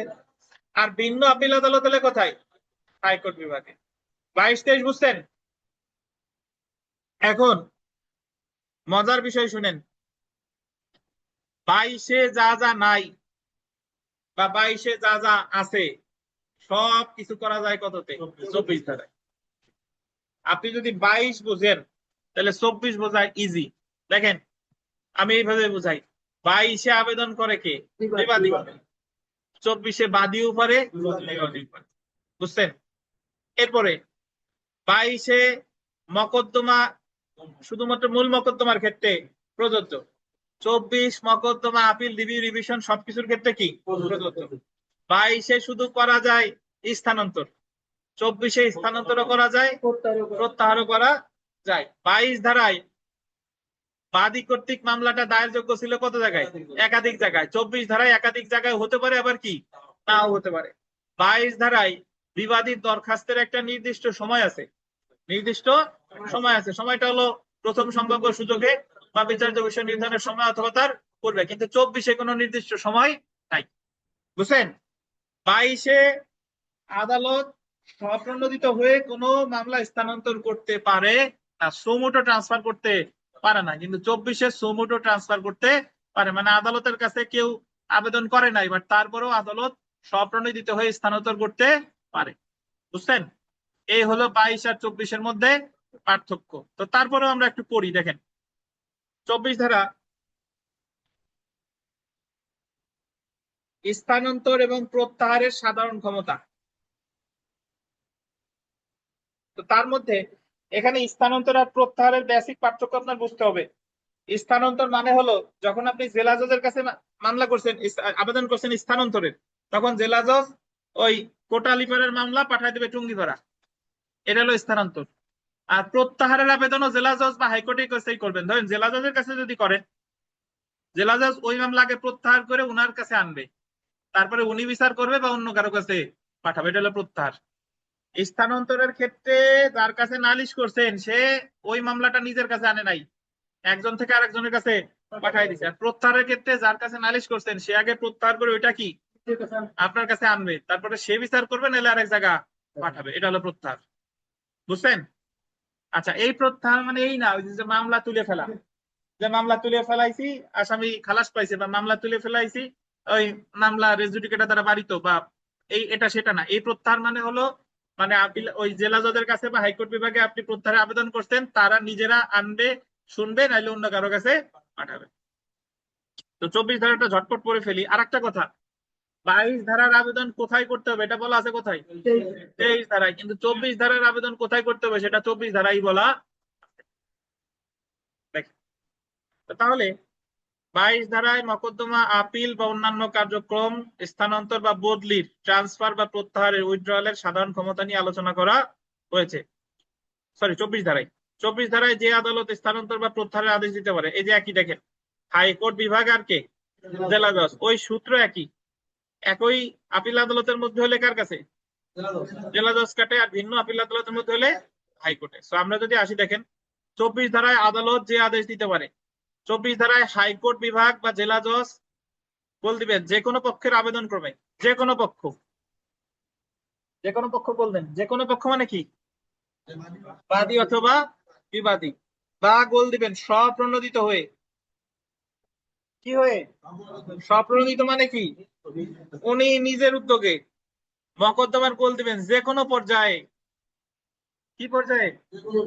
যে কোনো পর্যায়ে তার নিকট বিচারাধীন মকদ্দমা, আপিল বা অন্যান্য কার্যক্রম তার অধস্তন বিচার করে এখতিয়ার সম্পন্ন কোনো আদালতে বা নিষ্পত্তির জন্য স্থানান্তর করতে পারে, মানে এক আদালত থেকে আরেক আদালতে কি পাঠাইতে পারে, বা তার অধস্তন কোনো আদালত হতে কোনো মকদ্দমা, আপিল বা অন্যান্য কার্যক্রম প্রত্যাহার করে, এই যে দেখেন প্রত্যাহার করে উক্ত মকদ্দমা, আপিল বা অন্যান্য কার্যক্রম নিজে বিচার বা নিষ্পত্তি করতে পারে। কি করতে পারে?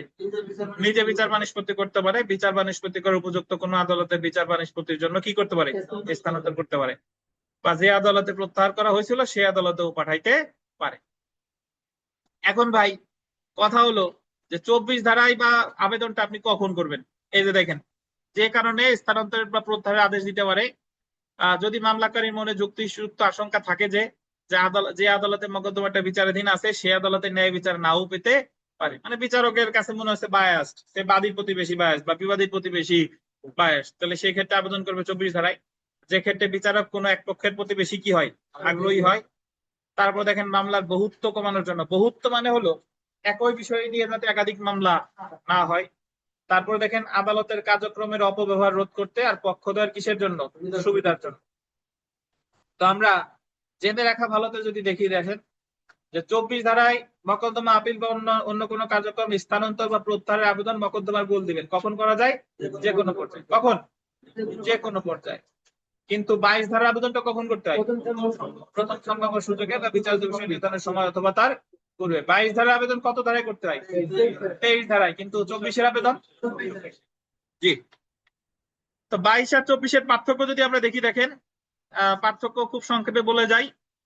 22-এ হলো শুধু মামলা স্থানান্তর, আর 24-এ মামলা আপিল বা অন্যান্য স্থানান্তর বা প্রত্যাহার উভয়। 2 নাম্বার দেখেন 22-এ শুধু পারে কে? বিবাদী। আর 24-এ পারে কি? উভয়। 3 নাম্বারে দেখেন আদালত স্বপ্রণোদিত হয়ে 22-এর আদেশ দিতে পারে না, কিন্তু 24-এ স্বপ্রণোদিত হয়ে আদেশ দিতে পারে। তারপরে 4 নাম্বারে 22-এ যদি আপনি মামলাটা স্থানান্তর করতে চান, তাহলে বাদী কর্তৃক দায়েরযোগ্য হতে হবে কোন জায়গা? 2 বা ততোধিক জায়গা। কিন্তু 24-এ এরকম দরকার নাই। 5 নাম্বার দেখেন 22 ধারায় নোটিশ প্রদান করা কি বাধ্যতামূলক? 22 ধারায় নোটিশ প্রদান করা বাধ্যতামূলক। 24 ধারায় নোটিশ দেওয়া বাধ্যতামূলক যে ক্ষেত্রে কোনো পক্ষের আবেদন ক্রমে মকদ্দমাটি বদলি করা হয়। মানে 24 ধারায় নোটিশ প্রদান করা বাধ্যতামূলক যখন পক্ষগণের আবেদনের ভিত্তিতে মামলাটা স্থানান্তর করা হয়। আর আদালত যদি স্বেচ্ছায় মানে নিজের ইচ্ছায় স্থানান্তর করে, তাহলে নোটিশের প্রয়োজন নাই। এই হলো 22 আর 24-এর পার্থক্য। এখন আপনারা যদি বলে স্থানান্তর কিন্তু বিবাদী 22-এও পারে, বিবাদী কি 24-এও পারে, বাট বিবাদীর কথা আসলে আপনাদের একটু চিন্তা করতে হবে যে 22 নাকি 24। কিন্তু বাদী যদি বলে, চোখ বন্ধ করে কত, 24। যদি আপিল বলে 24, যদি প্রত্যাহার বলে 24, বুঝছেন? আর 22টা মনে রাখলে 24 মনে রাখা কোনো ব্যাপার না। 22 হলো শুধুমাত্র মকদ্দমায় স্থানান্তর করতে পারে বিবাদী, যে ক্ষেত্রে বাদী কর্তৃক মামলাটা দায়েরযোগ্য কয় জায়গায়? একাধিক জায়গায়। এবং বিবাদী এই ক্ষেত্রে আবেদন করতে পারে সম্ভাব্য প্রথম সুযোগে বা বিচার্য বিষয় নির্ধারণের সময় অথবা তার পূর্বে। আর 22 ধারায় আদালত ইচ্ছাকৃতভাবে স্থানান্তর করতে পারে না, কিন্তু 24 ধারায় এগুলো সবই পারে। আমরা বিগত বছরের প্রশ্ন পড়ি, দেখেন the code of civil procedure 1908-এর 24 ধারা অনুযায়ী জেলা জজ কর্তৃক মামলা বদলির ক্ষেত্রে, জেলা জজ কর্তৃক মামলা বদলির ক্ষেত্রে মানে উনি স্বয়ং নিজে পাঠাচ্ছে, তাহলে নোটিশ ও শুনানি কোনোটাই কি নয়, আবশ্যক নয়। উনি যখন স্বপ্রণোদিত হয়ে পাঠাচ্ছে তখন শুনানিও করবে না, নোটিশও দিবে না। 2 number the code of civil procedure 1908-এর কোন ধারার বিধান মতে হাইকোর্ট বিভাগ অধস্তন আদালত থেকে যে কোনো মামলা বদলি করতে পারে? স্বপ্রণোদিত বোঝাচ্ছে, কত ধারা? 24 ধারা। স্বপ্রণোদিত হলেই কত ধারা? 24 ধারা। 3 number the code of civil procedure 1908-এর কোন ধারা মতে, কোন ধারা অনুযায়ী জেলা জজ এক আদালত হতে অন্য আদালতে দেওয়ানি মামলা স্থানান্তর করেন? স্বপ্রণোদিত হয়, কত ধারা? 24 ধারা। তারপরেরটা, একটি জেলা জজ আদালত নিম্নের কোন বিচারিক কার্যক্রমের বিরুদ্ধে নিষেধাজ্ঞা দিতে পারে? কোন অধস্তন দেওয়ানি আদালতের কার্যক্রমের। আর বাদ বাকি যা আছে এগুলো ইনশাল্লাহ পারবেন। তো এখানে সেলফ প্র্যাকটিসের 3 নাম্বার প্রশ্নটা দেখেন। 3 নাম্বার সেলফ প্র্যাকটিসের 2 নাম্বারটা ঠিক করতে হবে, এটা দেখেন। দেওয়ানি কার্যবিধির কত ধারা আদালতকে একের অধিক আদালতে দায়ের করা যায় এমন মকদ্দমা স্থানান্তরের ক্ষমতা দিছে? এনে উত্তর বলছে 24, বাট উত্তর হবে কত? 22। এ জায়গায় উত্তর ক করে দেন। উত্তর কত হবে? ক। তারপর দা সিভিল প্রসিডিউর কোড 1908-এর কত ধারা হাইকোর্ট বিভাগ বা জেলা জজকে মামলা স্থানান্তর বা প্রত্যাহারের সাধারণ ক্ষমতা দিছে? আচ্ছা, যদি আপনারা বলে স্থানান্তরের সাধারণ ক্ষমতা, তাহলে 24। স্থানান্তরের সাধারণ ক্ষমতা বললে কত? 24। 4 নাম্বার দেখেন যে দেওয়ানি কার্যবিধির 22 ধারার অধীন নিম্নলিখিত কোনটি স্থানান্তরে আবেদন করা যায়? কোনটি? 22 ধারা মানে শুধু মূল মামলা। এখানে ছোট্ট একটা কথা লেখেন, আর অনেক প্রশ্ন আছে, পড়ে ফেলেন, বুঝে বুঝে পড়বেন। আগামী দিন আমরা একাদশ থেকে পড়া শুরু করব। এখানে ধারা 24 ক একটু লেখেন। ধারা 24 ক,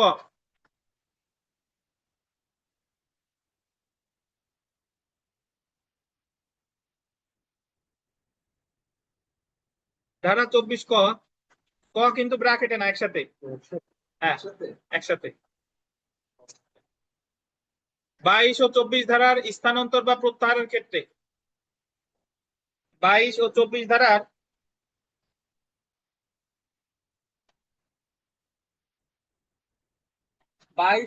ধারার স্থানান্তর বা প্রত্যাহারের ক্ষেত্রে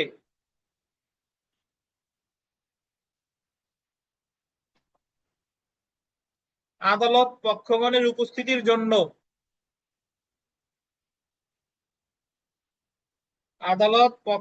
উপস্থিতির জন্য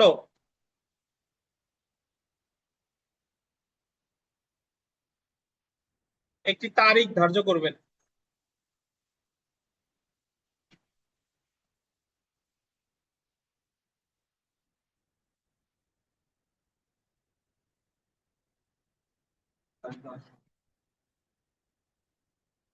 সহজ কথা হলো এই যে আপনার 22 বা 24 ধারায় যে মামলা স্থানান্তর গুলো করে এগুলো দুই পক্ষের শুনানির উপস্থিতিতে করতে হবে, বাট যদি আদালত স্বপ্রণোদিত হয়ে করে তাহলে শুনানির প্রয়োজন নাই। এ হলো 22 আর 24। মূল আলোচনা যদি বুঝে থাকেন, এর ভিতরে অনেক সমস্যামূলক প্রশ্ন আছে, বড় বড় প্রশ্ন, এগুলা কিন্তু ইজিলি বুঝবেন। যদি কোনো প্রশ্ন বুঝতে না পারেন অবশ্যই আমারে জানাবেন। আর আপনাদের পরীক্ষা আজকেও হচ্ছে না, পরীক্ষা আমি বলে দিই, পরীক্ষা আপনাদের হবে শনিবারে। 60 মার্কেট। এই শুক্রবার পর্যন্ত যা পড়বো সেটার উপর পরীক্ষা হচ্ছে শনিবারে। শনিবারে আর একটা পরীক্ষা দেওয়া আছে নাকি? আচ্ছা, সমস্যা নাই। জি স্যার, শনিবারে আর একটা থাকে, তাহলে শুক্রবারেই দেন, আমরা শুক্রবারে নেবো এই পরীক্ষা। শুক্রবারে এই তাহলে 40 মার্কের, শুক্রবারে 40 মার্কের। যে আজকে পর্যন্ত ওই যে আগামী দিন আমরা আদেশে 1 থেকে পড়া শুরু করবো, আজকে পর্যন্ত 40 মার্কের শুক্রবারে দেওয়ানি কার্যবিধি। জি হ্যাঁ। তো আজকে যদি কোনো প্রশ্ন থাকে জিজ্ঞাসা করেন। আর প্রশ্ন থাকার চেয়েও বড় জিনিস, আমি এই ক্লাসটা ইউটিউবে আপলোড দিলে এই ক্লাসটা একবার মনোযোগ দিয়ে শুনবেন, তাহলে প্রশ্ন যা আছে এটা দূর হয়ে যাবে। তারপরেও যদি না বুঝেন আমার হোয়াটসঅ্যাপে বা মেসেঞ্জারে জানায়েন যে স্যার এই জিনিস বুঝি নাই। আগে শুক্রবার পর্যন্ত তো আসেন, বলবানি।